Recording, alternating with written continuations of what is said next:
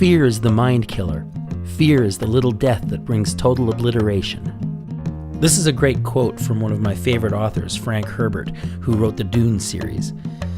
I can't think of a time in my life where I didn't live with fear of something.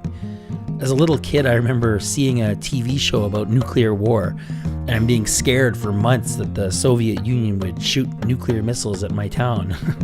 I remember being afraid to go to the skating rink because someone told me that bullies hung out there.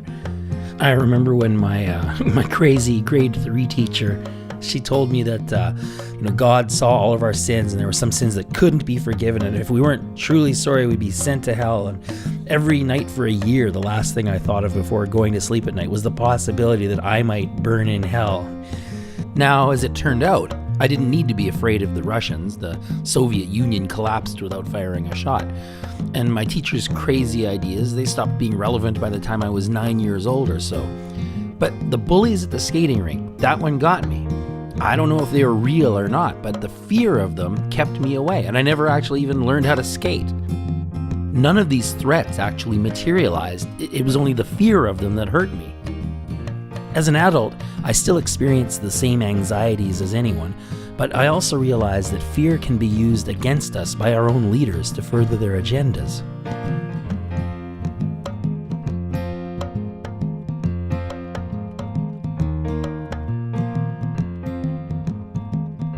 As a Westerner, I had to wonder, how are we putting up with all these infringements? We were always so freedom-loving. Well, one word: fear. This message must be read in every newspaper, heard on every radio, seen on every television. This message must resound throughout the entire interlink.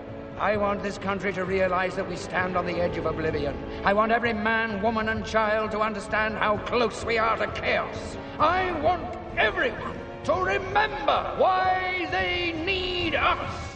Psychological fear is always of something that might happen, not of something that is happening now. Eckhart Tolle wrote those words as part of his urging us to practice mindfulness and try to live in the moment. Mindfulness does go a long way towards lessening fear. When you practice being completely focused on the present moment, you gradually begin to realize that the fearful thoughts that are trying to sneak in aren't being generated by anything in the moment, but rather by your memories or by thinking of the future.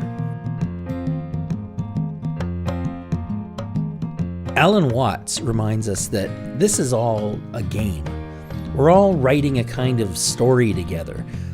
These terrorists, are writing their version out of fear of us, and we're writing our version out of fear of them. And that brings us to a fundamental question. Do you define yourself as a victim of the world or as the world itself?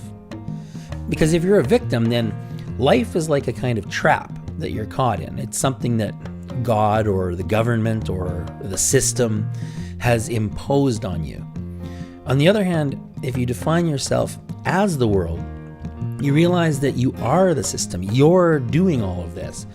And sure, you're not aware of causing terrorism in the Middle East or of causing some guy in the Olympics to win a gold medal any more than you're consciously beating your heart or consciously controlling your white blood cells.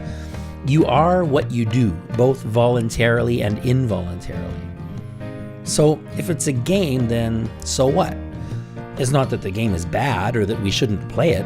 We absolutely should. We should stand up for what we believe and combat what we see as bad ideas with our own ideas. That's what life is. There isn't any other way to live in this world except to play the game.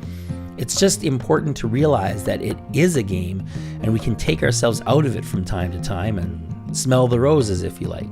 All of our anxieties and guilty feelings and our fears, they're like the veil across the sanctuary. They keep us from seeing that it's just a game and realizing that we are doing this. In those moments when you realize you are this world, then you can say with a smile, I am responsible for this life.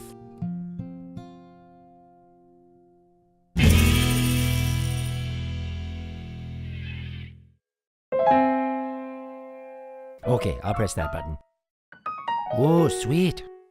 What happens if I press this one? Oh,